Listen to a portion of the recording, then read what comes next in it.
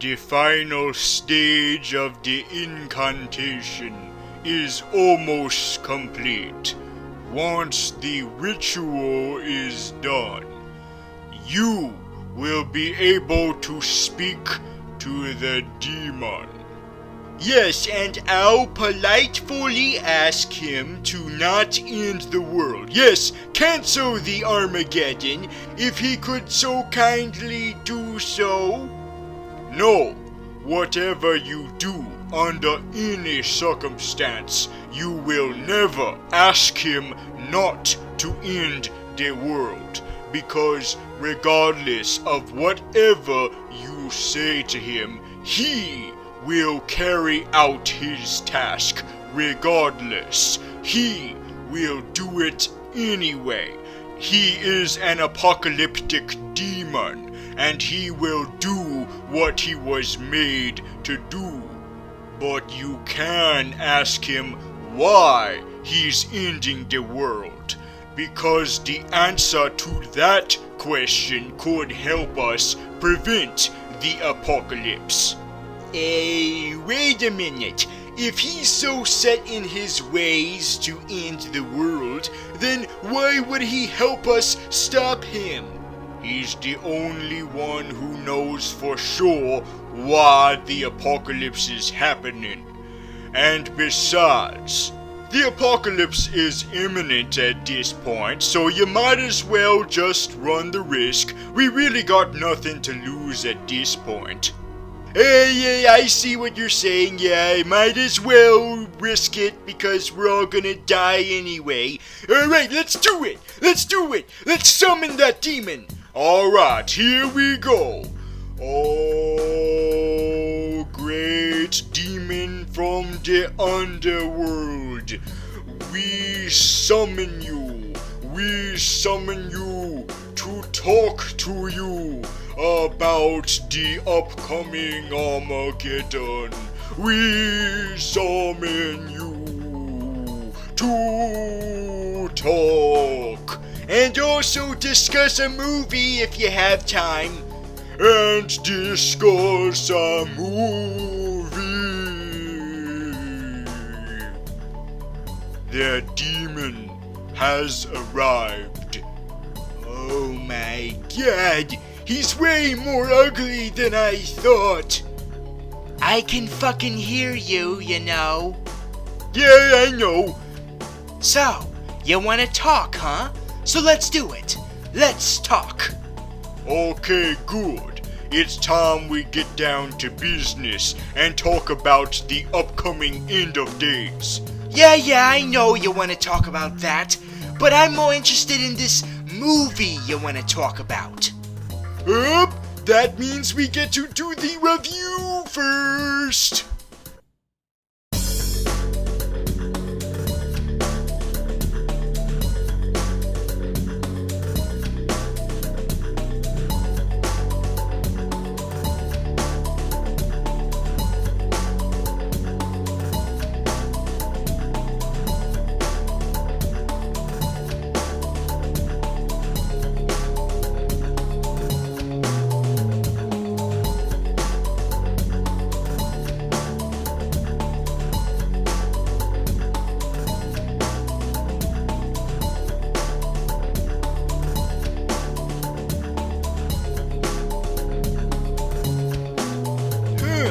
So, you already saw the Ghostbusters movie, huh? Yep, I saw it. Why wouldn't I? Well, I mean, you know, you are an apocalyptic demon after all, and you know how the Ghostbusters are about otherworldly spirits. They're just doing it for a job. They're just doing it to make a living. Just like me. I make a living serving Mount Bolgia. Mount Bolgia? You probably know him by a different name. Whether it's Satan, or Lucifer, or Old Scratch, or Mephisto, or Donald Trump. It's any one of those. Oh, I see. So you look at them as them just doing their job, right? I mean, they charge for their services, and they pay for advertisements, and they've got a secretary. They're a business, you know? They're not like the guys who you have to deal with on a daily basis. Oh, you mean the superheroes? Yeah, those guys. Those guys are dipshits, because they don't do it for money. What the hell?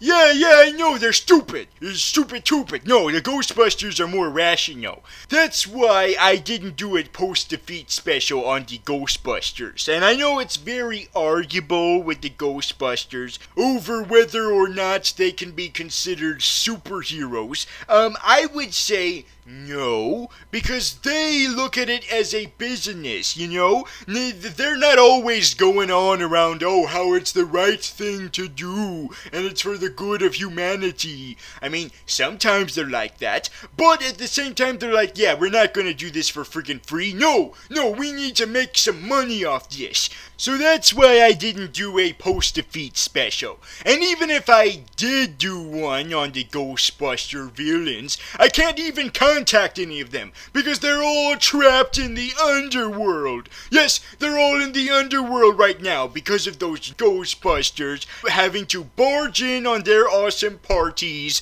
and disturb them when they were having some good old fun times, and then put their asses back into the underworld. Hey, like I said, I don't point fingers at them, you know. I don't, to each their own. I don't judge them for their choices of what they do to the ghosts. I mean, sure, it was a bit of a shame to see all those ghosts having to go back to the underworld and having to see this glorious apocalypse that was happening. This giant, big, elaborate apocalypse that was put together by this tiny little man boy, this little man child, who worked so hard to get where he was, to work so hard on this here project.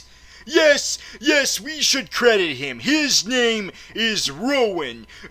Poor Rowan North. He spent hours and hours painstakingly summoning all those ghosts with these little Roombas and planned it all out and drew a picture of himself being a kaiju and did all that. All this hard work trying to put together the apocalypse to finally see his big master plan all pay off, only for the Ghostbusters to all fuck it up.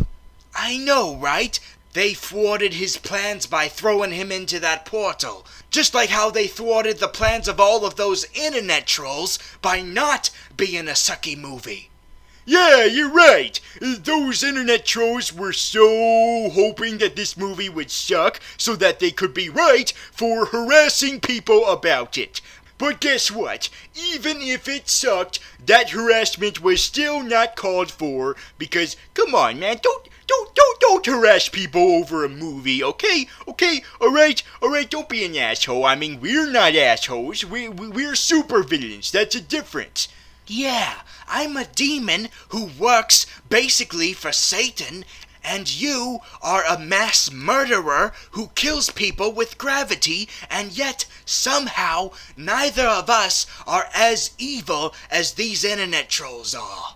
Now, I don't want to get too far into this because just about everyone under the sun has rebutted against that argument. Because guess what? Guess what? Your childhood is not ruined. And you know why it's not ruined? Because it's still fucking there. Okay? Alright? If you prefer the old Ghostbusters and you don't like these new Ghostbusters, then do you know how you can solve that? Do you know how you can solve this problem? You know how can you solve this problem? Just don't watch this new Ghostbusters and instead rewatch your old Ghostbusters. Just go back and watch your old Ghostbusters from the 1980s with Bill Murray and Dan Aykroyd. No one is forcing you to watch this new movie, alright? No one is.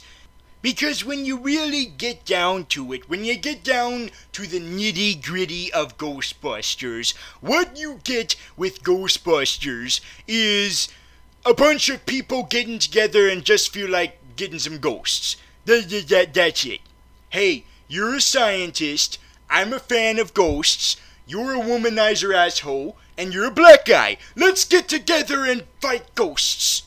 And that's what it really was in the center of all it. It was just a bunch of people who got together and just wanted to make their own business of catching ghosts. It didn't matter who they were. Because you see, clown, you and I already talked a whole bunch about what happened in this movie. And do you know what? What? We didn't even mention once that they were women. Because guess what? It didn't matter at that point. Just like how it didn't even matter to the characters in the movie. They weren't trying to prove anything about whether or not women can be Ghostbusters just like dudes. No, they were just doing it because they want to do it. Because anybody can do what they want. If you want to be the best magician ever, then you go out there and be the best magician. You deserve the right to go out and achieve your dreams. If you want to be the best porn star ever, then you go out there and make sure you have no STDs and, just make sure you got all those papers in check and go out there and be the best porn star ever without exploiting anyone. I really should have chosen a different example, but you know what I mean. Anybody can do what the hell they want. And back in 1984, a bunch of dudes wanted to see if ghosts were real and deal with them, and they did. And guess what? In 2016, a bunch of women wanted to do that. They wanted to find some ghosts. They wanted to do it because they wanted to do it. But anyway, what I'm trying to get at there is that a lot of people weren't mad at the idea of female Ghostbusters. They were mad at the idea of a whole team of female Ghostbusters instead of being half and half. And I do admit I was kind of on that boat a little bit. And I also especially felt that a little bit during the trailers of the film when you had Chris Hemsworth being all like, hey, I want to be a Ghostbusters. And the Ghostbusters were like, no, Chris Hemsworth, no. Bad Chris Hemsworth. You're not able to be a Ghostbuster. No. And I did feel kind of like, oh, really? The only guy who wants to be a Ghostbusters in the movie and he's being reprimanded for it? But then I actually saw the movie and realized that there was a reason why he shouldn't be a Ghostbuster. There was a good reason. It's because he's a fucking dumb fuck. Yes, Chris Hemsworth is a dumb fuck in this movie. A huge, big-ass dumb fuck. And now let's get into maybe some of the criticisms of the movie. Because there are a few. Yes, there are a few. Such as the fact that even though this movie is trying to be its own thing, separate from the original Ghostbusters, it's still trying to hit the beats. You kind of can, match the parallels of who their counterpart is. You've got your main protagonist who's not as into it as the other members. You've got your enthusiastic fanboy of the ghost sciences who really wants to be a Ghostbuster. You've got your eccentric scientist who's all weird and a weirdo. And you've got your black one.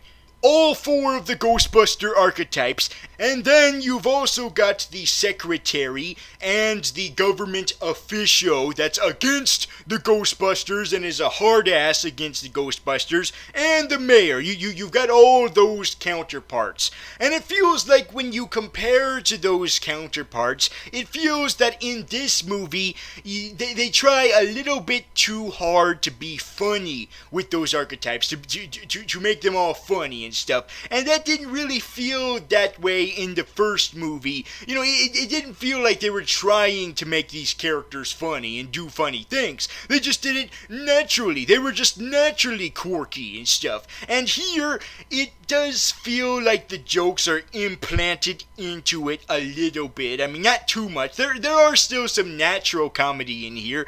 But a lot of it does feel like they're reaching for some jokes and also reaching for some character quirks. Because with a lot of these characters, a lot of them do feel like they've got a one note to them. Especially the secretary. Yes, especially him. He is the biggest culprit of this. Yes, because his character quirk is banged on your head every goddamn minute he's on screen. And that character quirk is that he is dumb as all hell. He is dumb as shit. He is dumber than shit. Shit looks like a freaking Harvard student who graduated from every college ever compared to this guy. He is fucking dumb as all hell. He is impossibly dumb. He is creatively dumb. That's how dumb he is with how dumb he is.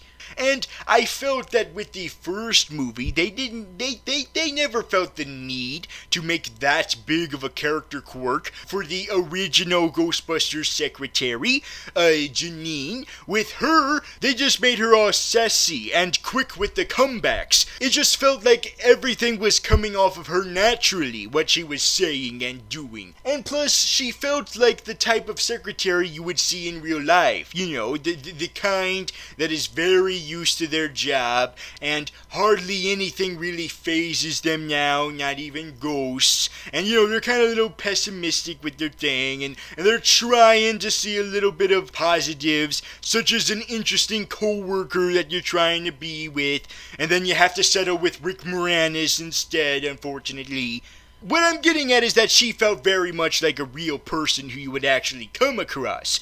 Whereas with Chris Hemsworth, no, you would never come across this person in real life because he's a fucking cartoon character. Well, you all want to talk about cartoon characters, considering what we look like right now. He goes out of his way to be stupid. He just goes out of his way. No one is that lacking of common sense, okay? Even stupid people would have more common sense than him. In fact, he defies the laws of physics with his stupidity. Even though this movie is about fucking ghosts getting some lunch, while the Ghostbusters are trying to deal with the goddamn Armageddon happening in New York, big giant logos wreaking havoc, and you're too busy getting a fucking sandwich and not comprehending what fucking phones are. Well, I mean, he did kind of redeem himself towards the end there.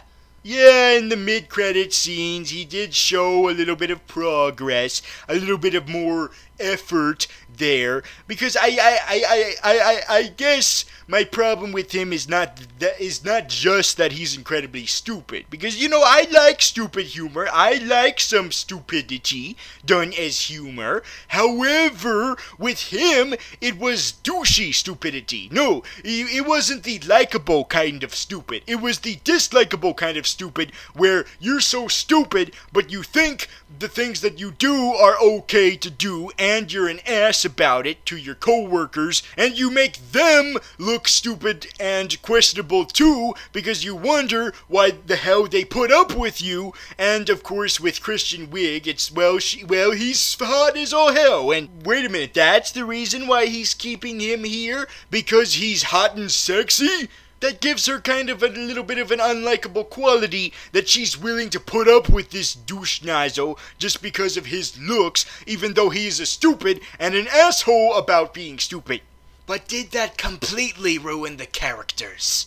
Yeah, I'd say not completely. Just a little teensy tiny bit. Especially with Christian Wiig. With everyone else, I still liked them. Yes, I still liked them. And with a lot of them, they didn't feel like their archetypes were being pushed to have deliberate quirks upon them. No, with Melissa McCarthy, everyone was dreading that she would probably be the fat lady of the group, whose main quirk to her is that she's fat, because a lot of people have called out that that's how she is in other movies. But in this movie, that's not the case. They never make any joke about her fatness. She relies on her wit for comedy. Yes, she relies on her dialogue. And so does Leslie Jones with her witty comebacks when it comes to all of the supernatural stuff that's going on around her. She is coming off of it from how someone would rationally deal with that, by making light of it. It's like they took all of the good things from Janine from the original franchise, and instead of giving it to the counterpart of this movie, which was Chris Hemsworth, they decided, you know what, let's give it over to the counterpart of Ernie Hudson, which in this case was Leslie Jones. Okay, so we covered Leslie Jones, and we covered Melissa McCarthy. Well, what about Kate McKinnon? What about her? Well, with her, I kind of felt that it was a little bit of the problem that Chris Hemsworth had, but not nearly as much to that extent as Chris Hemsworth, because it felt like with her, it did also feel like they were trying to implement a particular quirk and make sure you knew about that quirk as much as possible, that she is an eccentric scientist like Harold Ramis, but with Harold Ramis, it felt a little bit more natural with that, with the quirkiness, with the weirdness of that character, with the eccentricities of that character, whereas with Kate McKinnon, it did feel like there was a few times where they weren't sure how to make her eccentric in this particular scene, so they decided, you know what, since we're not sure how to make you weird in this scene, just make a weird noise, just make a goose noise, just sound like a goose. But at least it was still funny without being annoying as all fuck, like with Chris Hemsworth. Seriously, Chris Hemsworth, just stick with Thor, okay? Alright? Stop trying to be a comedian with your big giant penis in the Family Vacation National Lampoon remake, okay? Stop it! I think that was a sequel. Yes, I know it's a sequel, shut up! And then this is when we go all the way back to Kristen Wiig. Back in the day when she was on SNL and I was watching SNL, and by the way, I still watch SNL, you know, that's where we currently have Kate McKinnon and Leslie Jones and Melissa McCarthy frequently guest spots on SNL, you know, and so it makes a lot of sense that they went for this particular cast for this movie, because that's how they went with the first movie, is that it was a lot of SNL alumni. You had your Bill Murray and your Dan Aykroyd, so that's what they did here. They went with one former SNL cast member, two current SNL cast members, and one frequent SNL host. And as I watched SNL back when Kristen Wiig was on there, I must be honest, I was getting a little bit annoyed with her, because it seemed like she was in every friggin' skit. Every single sketch she was in there. I feel like the reason why you keep emphasizing on her on the show was because you're not giving those other cast members a chance, really. You're not giving them a chance to shine. You just keep giving her character after character after recurring character after recurring character after recurring character, and I'm like, I think Kate McKinnon has more range than Kristen Wiig. I do. I feel like with Kate McKinnon, I don't see her trying with her comedic performances. I feel like she just is funny. She doesn't make herself funny.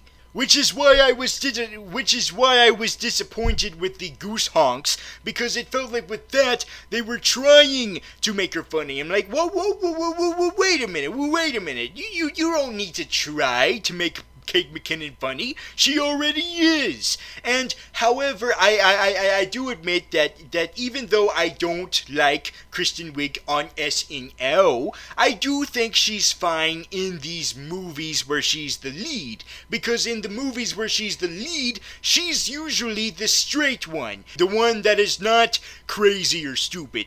And I think she's great when she's that one. And deals with the more wild cards. I think she is perfectly fine there. Which is why I kind of liked Bridesmaids, because she wasn't the quirky one. She wasn't the crazy one. That one was Melissa McCarthy. Now, of course, like I said, she still has her quirks, like how she's all smitten with this dumb shit of all dumb fucks, Chris Hemsworth. There is that, but they didn't make too big of a deal with it, and I am glad that they did not make a big deal out of her trying to find a love interest in this movie.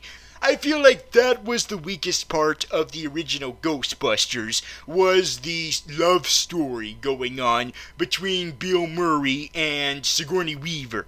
That was the part that I was least interested in. Now, maybe it was because Bill Murray was a little bit rapey in that movie, like a whole lot of rapey. Like, Jesus Christ, Bill Murray, no means no. And yet they try to play it off as charming, and you know, maybe it's because there was different times back then. But anyway, still rapey and creepy as all hell now. And so I very much applaud this movie for not even going there. I mean, you know, they made it a little bit of a recurring joke with Kristen Wiig that she was smitten with Chris Hemsworth, but they never went anywhere further than that. Just like, oh, Chris Hemsworth is hot, so let's keep him as a secretary, even though he shouldn't legally be allowed to do anything because of how logical defyingly stupid he is. And so for Kristen Wiig, they go for something that I think never really has been tackled that much with Ghostbusters, but you would think would be a no-brainer for Ghostbusters. And that is the reluctant Ghostbusters. The Ghostbuster who strongly believes in the supernatural, but is not proud of it, is not proud of believing in the supernatural. She believes that it won't get her anywhere in this society, and so she hides that part of her personality away from people. And it's not until she hangs out with people who fully embrace their belief in the supernatural that she realizes that she should be comfortable with that. That is what makes her unique, and that's what makes her stand out from the normies. And so that's something that I'm really excited was tackled with Ghostbusters, because we never really saw that much before. Bill Murray was more like just going with the flow of it, being all like, yeah, sure, whatever, Ghostbusters, sure, whatever, okay. But no, this was more compelling of an arc for me. Alright, so we've gone through all 4 of the Ghostbusters and the Secretary. All is left is going back full circle to the villain. Yes, our specialty, Rowan. Well, you can understand why he's got a lot of pressure. I mean, he's walking in the footsteps of Gozer. Yes, Gozer. Yes, Gozer. The big, larger-than-life god from the first movie. Yes, I remember Gozer. I like Rowan better. What? Yeah, I like Rowan better. You like Rowan better than Gozer? Yep. Oh my God. I'm a demon, and even I think you're sacrilegious. Well, it wouldn't have been a big shocker if I said I liked him better than Vigo, now would it? The main reason why I'm saying that is because I always felt that Gozer was going against the true essence of Ghostbusters. And what I mean by that is, he's not a ghost. He's not a fucking ghost. He's a god. A god. And I know that's a weird thing to complain about. I know that that's kind of a nitpick as all hell. But it was always something that kind of irked me a little bit. That was just a personal beef I had with the original Ghostbusters, was how come the be-all, end-all bad guy of this movie is not a ghost. Instead, it's a god. And I can understand why. It's because you want the final boss to be the most powerful as all possible. And sometimes a ghost doesn't cut it. Sometimes you need a god instead. But still, I feel like, you know what, you know, Ghostbusters, your name isn't Godbusters, it's Ghostbusters. But do you know what they did for this movie? Do you know what they did? They had the be-all, end-all bad guy be an actual ghost. Yes, an actual ghost. And they made him so much an actual ghost that he even had all the traditional attributes of an actual ghost. Because unlike a lot of Ghostbusters villains, in fact, arguably all of them, at least in the live-action realm of Ghostbusters, I haven't seen that much of either of the cartoons, the real Ghostbusters, or the extreme Ghostbusters, or the Gorilla Ghostbusters, which I know is not actual Ghostbusters, but I'll say it anyway for comedic effect. But when it comes to the live-action part of Ghostbusters, you've never really gotten to know the ghost before they became a ghost. You don't know what they were like as a human before they were a ghost, even though the judge in the second Ghostbusters movie mentioned the brother ghosts. He mentioned about how he executed them. We didn't see those brothers as actual people beforehand, and I always thought that was a missed opportunity of the original franchise. So that's why in this movie, it was awesome as all hell to actually see that. To actually see a good old-fashioned standard classic example of a ghost. He used to be a human, but then he friggin' died, and now he's possessing people, and he's shape-shifting his ghost form. It's like all the classic attributes of your good old-fashioned ghosty McGhosterton in the form of Rowan. Now, there is still some criticisms I have with Rowan, because much like with Chris Hemsworth, Rowan was beating you off the side of the head that he was the main villain of the movie by going on, the apocalypse is coming, I am the bad guy of this movie, I'm the bad guy of this movie, did I mention I'm the bad guy of this movie? I'm the bad guy of this movie. Hey now, okay? He was just really enthusiastic about his project, and he wanted the world to know. But he just kept spouting it all over the place. Like, it's kind of hard to be incognito when you're practically announcing yourself to everyone around you that you're going to be the cause of the Earth's ending. But then I realized something about him. And at first I thought this was a problem, but then I realized, wait a minute, maybe this is an interesting character study with him. Because when he's a human, he's very weird and eccentric. You know, he's just spouting all these end of days talk and whatnot. But as soon as he dies and becomes a ghost and possesses Chris Hemsworth, thus making Chris Hemsworth less stupid because now he's being possessed by someone who's not stupid as all fuck, I realized something about Rowan. He was becoming more of a normal person when he was a ghost. He was acting more rationally now. He was acting more normally now. He was all relaxed. He was no longer uptight and fidgety. He was now relaxed now. He was now more loosey-goosey now. He was now more sarcastic with the Ghostbusties. He was sarcastic with them. He was like, hey guys, hey, you want me to be something else? How about if I be your freaking logo, since you like that logo so much? Yeah, I'm gonna be your logo now, yeah.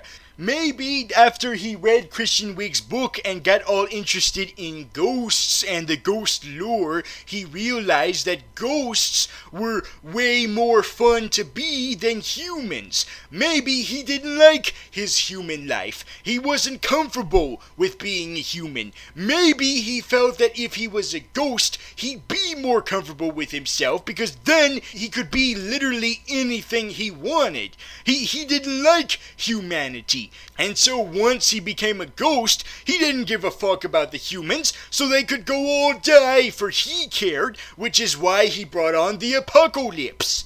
And that is why I like Rowan more than Gozer. Screw Gozer! Well, too bad. You do realize that if this movie gets a sequel, we're gonna have to deal with Gozer. Because didn't you see the after credit of this movie? Yes, I did. And apparently this movie does agree with the notion of the Ghostbusters sort of being superheroes, because it also ends with an after credit scene where we see the Ghostbusters hearing ghost signals and hearing the word Zool. Now, maybe this means we'll just deal with Zool in the sequel, or maybe it actually does mean we're gonna see full-fledged modern renderings of the villains of the original movie. And I guess that could be interesting. I mean, I'm not looking too forward to that if that's where they go for it, because, I prefer going into this new direction. I prefer doing new things. I liked Rowan, this new idea they did of the ghost fanatic taking it too far, and I wanted to see other directions being taken. And so I was a little disappointed with that, because I don't want to see an actual remake of the original story, because I was pleasantly surprised by the fact that this was not a remake of the actual story. Maybe it would have been better if they teased a different villain from Ghostbusters lore. Yeah, now that I'm thinking of it, maybe that would have been better. Maybe what should have happened was, Leslie Jones was listening to the ghost signals, and instead of hearing Zool and asking the fellow Ghostbusters if they've ever heard of Zool, she should have said, "Hey, have you ever heard of Sam Hain?" Yes! That's how the movie should have ended. That would have been awesome as all hell. That would have been mind-blowing as all fuck if she had said Sam Hain, because he's a big Ghostbusters adversary, but not in the movies. No, in the cartoons and the comic books. If they went for Sam Hain instead, that would have been a lot better of a tease, because we've never seen that character realized in live-action Ghostbusters stuff. That would have been way more awesome. Instead of going for a villain that we've already seen a live-action incarnation of. Now, to be fair, that probably would have made a lot of Ghostbusters viewers kind of confused, because not everyone is familiar with things about the Ghostbusters that aren't the movies. That would be like if the new Star Wars film ended with a tease for Thrawn, Admiral Thrawn. Because not everyone knows about Thrawn. You could be a huge Star Wars fan of the movies, and you probably never heard of Thrawn.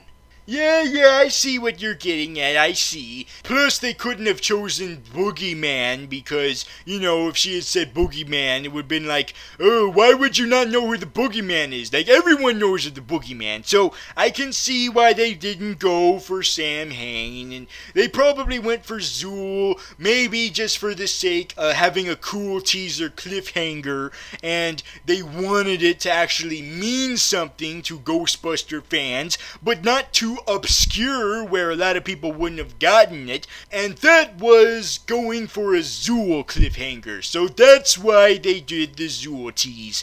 I understand that. Now, with Slimer, on the other hand, he is very synonymous with the image of Ghostbusters. Not synonymous enough to the point where you want to put him in front of the Ghostbusters like the shitty second half of the real Ghostbusters, but just enough where if you have something with the Ghostbusters without Slimer, people are gonna notice. So of course you want to get him in there somewhere, just not too much, because he's decided, you know what, I need to be a threat to the Ghostbusters again. But not a big enough threat, because he's not an actual full-on villain. No, he's more of a nuisance, and he needs to get back to being a nuisance. And by nuisance, I mean nuisance for the Ghostbusters and not for us, okay? Alright? You're real Ghostbusters? So what would be something that impairs the Ghostbusters, but not enough to the point where it's horribly life-threatening? Oh, I know! Steal the Ecto-1 and use it as a orgy mobile. Yes, get all your ghost friends in there and just have a sex party in there. Yay, orgy! Jesus Christ, how many times are you going to bring up the idea of orgies in your reviews? As many more times before the Armageddon happens, thank you very much. Plus, Slimer has been single for so long, which is why I'm glad for him that he found a girlfriend who's just as butt ugly as him, who looks exactly like him in drag. That's the American dream. I can't wait for the passionate Slimer on Slimer sex. Just, Slimer! I'm Slimer, you're Slimer, we're all Slimers, making little Slimers, yeah. I regret ever meeting you. How do you feel about this new movie overall, this new installment of the Ghostbusters? Well, I thought that it didn't really matter which way they went with this film. Whether it would be a straight-up remake, or if it would have been a sequel to the original film, or whatever they would have done with this movie. It doesn't really matter how they did it. I really don't think they ever would have made something that was gonna top the original. And I don't think that was really the point of it. You got all these other reboots and remakes that sort of feel like they're trying to top the original. They're trying to be like, hey, let's be the replacement of the original. I think what this movie was trying to do was make a tribute to the original, to remind you how awesome the original is with this new movie. I see what you're saying, clown. I see what you're saying with crisp 2020 vision.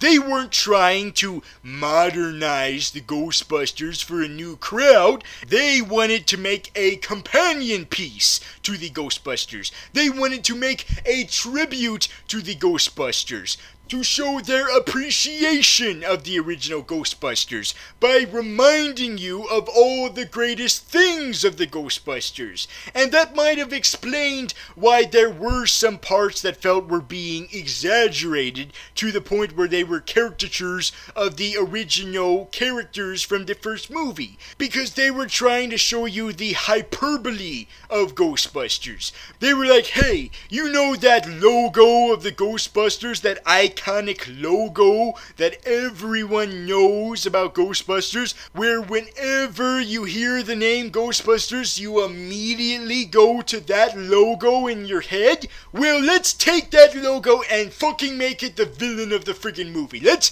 just take the concept of Stay Puft Marshmallow Man and apply it to the Ghostbusters logo. Let's just make it the Ghostbusters logo. We'll still have the Stay Puft Marshmallow in there as a separate character, though, as a Macy's Thanksgiving float with a bunch of other floats so that we can show equal opportunity with all the floats. We're gonna have our own equivalent of Stay Puft Marshmallow Man that is not the Stay Puft Marshmallow Man. No, if Ghostbusters 1 had the Stay Puft Marshmallow Man and Ghostbusters 2 had the Statue of Liberty being sentient, then this one will have the fucking Ghostbusters logo. Yes, so I believe that this was what this movie was at its core, was taking the greatest things about Ghostbusters and expanding on it 20 times. Another example would be that phrase that Winston has in the first film, where he's all like, I've seen some shit that will turn you white. So I guess they decided, you know what, in this movie, let's just have that actually happen. Let's just have that actually be a plot point for Melissa McCarthy and Kristen Wiig. But wait a minute, they're already white. So instead it's their hair that's that turns white. Now granted, sometimes this is what caused problems for the movie, such as the hyperboles of some of the characters. But then there were other parts where it was awesome, such as the Ghostbuster logo being a fucking actual character. Because you know what? There have been several times where I thought, what if the Ghostbusters logo was an actual ghost and interacted with the Ghostbusties? What if he was an actual character? What if we saw a live action rendering of that Ghostbusters logo? I actually thought that. Like, what if we actually saw the Ghostbusters logo as an actual character? How would he be in the real world? And this movie answered it. Apparently he would be this wrinkly cloth thing with wrinkles all over the place, and he would also have snake eyes for some reason. So even though this might have been a question that a lot of people wouldn't have wanted answered, was what if the Ghostbusters logo was an actual character? For me, on the other hand, I'm glad they answered that question. And I am also appreciative that at the same time, they also managed to do their own Ghostbusty things while at the same time honoring what came before. Not just in the shoehorned cameos that were inserted as all hell, just shoehorned in there, just crammed up the movie's ass real good. Like, hey, here's Bill Murray. Let's get Bill Murray up in there. Now let's get Dan Aykroyd. Let's get Dan Aykroyd really up in there. Okay, get ready for Annie Potts. She's coming up in there real smooth. Like, okay, all right. Come on, Ernie Hudson. Come on, you can do it. Get up in there. Okay, Sigourney Weaver, you're the last one. All right, here we go, Sigourney. Oh, they're all up the movie's ass. They're all nice up there, real good. But that's not just what they do. They also are very creative in how they go at other things, you know.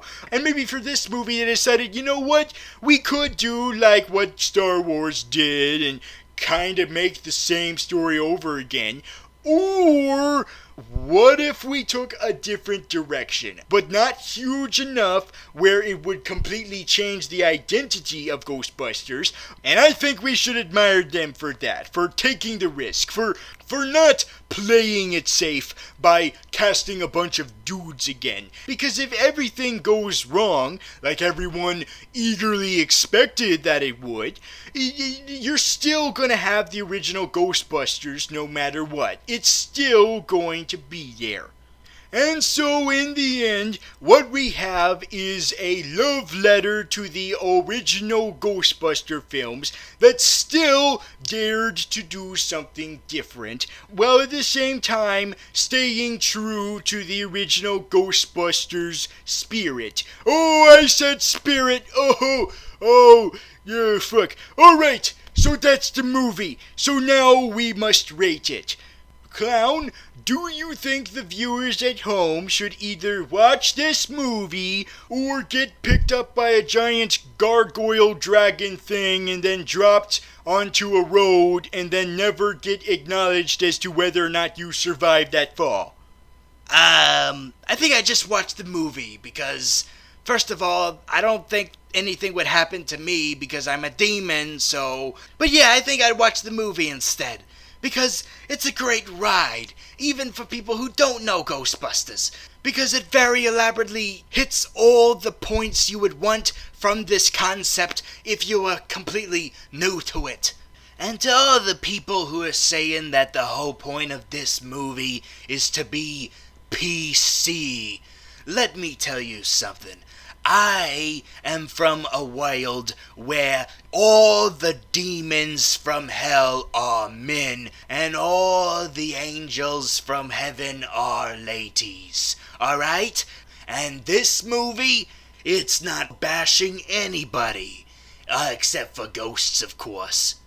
Yes, I would also watch the movie, because for Ghostbuster fans, it's a tribute love letter that will remind you why the first one was so great, and for newcomers it would be an enjoyable romp full of witty humor, granted with a bunch of like low-level humor sprinkled a little bit here and there, but overall a strong, solid piece. So we're done? We are done.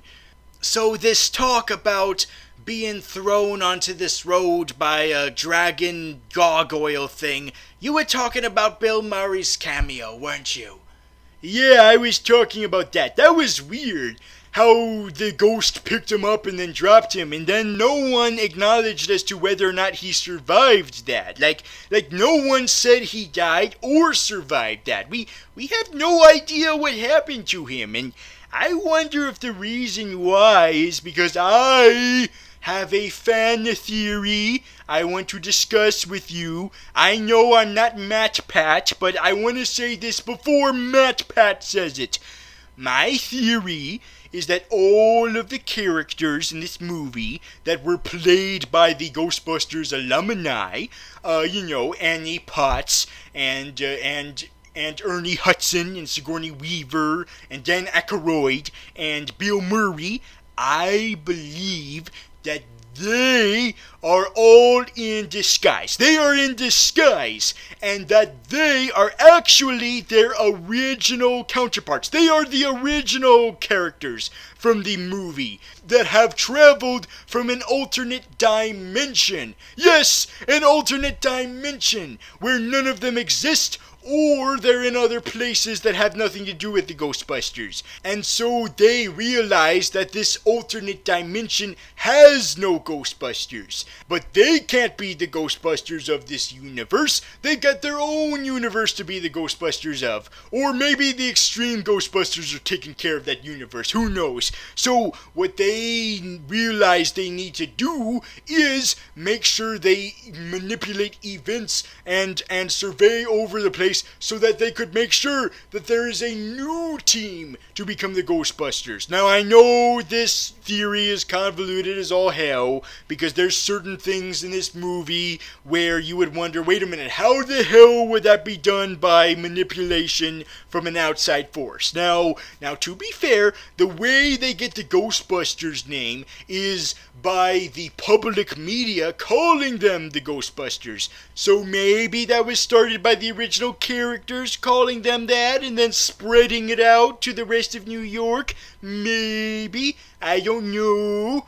But anyway, I know it's an outlandish theory, and I know it's more like wishful thinking, because a lot of people wanted it to be the case, that this was in the original Ghostbusters continuity. And, however, after watching the film, I'm fine with this not being in the original continuity. I no longer see that as a missed opportunity, because I actually really like what we have now, but I still have the theory, because it's an awesome one, and it might also explain why we're not completely sure what happened to Bill Murray, because maybe when they filmed that scene they were thinking, okay, we're gonna have this funny scene where Bill Murray dies, but then they realized, wait a minute, what about this possibility that Bill Murray is actually Peter Venkman in disguise? We would be throwing that the window if he died here, so they decided to take out his possible death and instead just leave it ambiguous, so that he could return in a sequel and reveal himself to be Peter Venkman from an alternate dimension. Or not, I don't know, but it would explain why he's all weird and eccentric as fuck in his cameo, because in his appearance in the movie, he looks and acts like he's in disguise. Like he acts like he's pretending to be someone else. When he's all like, "Oh, I'm not Peter Venkman. I'm someone else. I'm totally someone else." Like that's how he struck me in this movie. But then how could Winston be the uncle of Patty if he's from an alternate dimension? I'll leave that one to Matt Pat. Anyway, alright, so that's the review, everybody. That's the review of Ghostbusters 2016. Whew. I didn't realize how appreciative you were of movies clown. I thought you were just a demon who was so fixated on the end of humanity that you wouldn't have cared about our entertainment. Nah, I'm actually quite a fan of all the movies and TV shows and stuff that you mortals on Earth have to offer. It's actually quite entertaining. It's a shame that all of it is gonna end, though, when I end the wild. Yeah, the end of the world, yeah, that. I remember. That's why you summoned me, wasn't it? You wanted to talk to me about that. Well, too bad, Baldy, because there's no stopping me. I've got a job to do, and that job is to end this universe. It's all gotta go. I'm the custodian of the universe. I've gotta clean all this mess. I've gotta get rid of all of it. It's a huge mess, and I gotta get rid of it into a huge giant dumpster. I would very much like to be still alive, so that they could make a sequel and that we could review that together. I would want to, but nope. I've got a world to destroy because I'm... Yeah, you explained. You're the custodian of the universe and you have to clean up this mess. But why, though? Why is the universe a mess? Well, because this universe isn't serving its purpose anymore. What purpose is that? The purpose of reviewing things. This universe was created so that the inhabitants of it could review things. Like you reviewing movies, and your big fat friend reviewing other movies you don't care about, and that little gas mask guy reviewing TV shows. That's why this continuity exists. Otherwise, it would have been destroyed a long time ago. Because you've got these other universes, where you've got superheroes going around looking all young and sexy. What's it called again? Oh, that's right, DCCW universe. And then you got this other universe where everything's dark and dreary and brooding. That's the extended DC universe.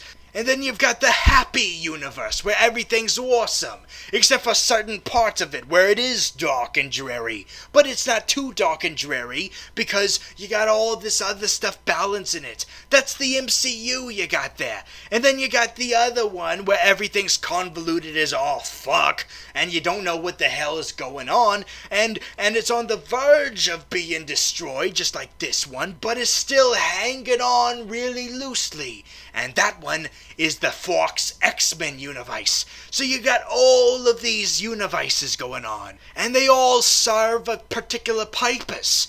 Just like how this universe serves a particular purpose of reviewing those universes by critiquing them and talking about them and dissecting them and talking about their merits and their disadvantages and what they mean to this universe.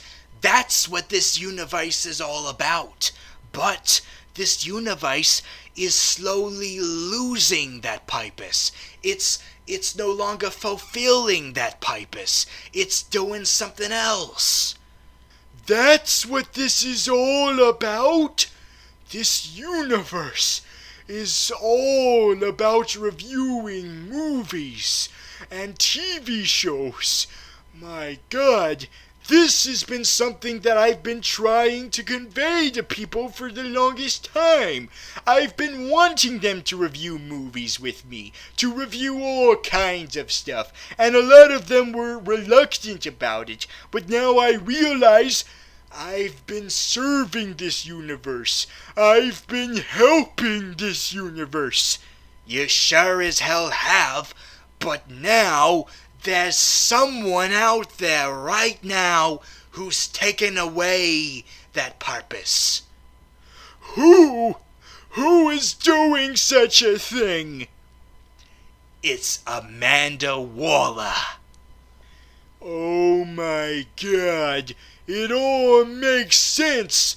That's why she disappeared with everyone else, because she caused the disappearances. Yes, her. She's kidnapping all the supervillains, forcing them to not review things, to not talk about movies and TV shows. But why? Beats me. But the point is, she's keeping this universe from justifying its existence. So that's why it's gotta go. But wait a minute, Clown. If she's the reason why this is happening, then what if I stopped her? What if I reasoned with her? What if I got her to stop this? Never thought about that. I really want to destroy the universe, though. Come on, Clown. You're a demon. You're all about striking deals. Isn't that the demonly way? It is. All right, fine. You did the pulling of my leg just enough. Let's have a deal. If you don't stop Amanda Waller within the next, let's say, 3 weeks, then I'm destroying the universe. You got it? You got a deal, Clown. All right then, it's settled. See you on the Judgment Day. And just remember, no raptures. We don't believe in that bullshit. Everyone has equal opportunity to get their ass killed. Skadabbity-doosh. Did you get all that? Oh, I got all of that. And now we know what we've got to do. Yes, we've got to review one more movie. Oh, really? Oh, still? The world is about to end and you still have a movie to review? Not just any movie, but a space movie. And you know what that means. I need the Dark Overlord to get his ass over here, whether I like it or not. Well, it just so happens that the people from space are just the ones we need if we are going to win this war against the wall.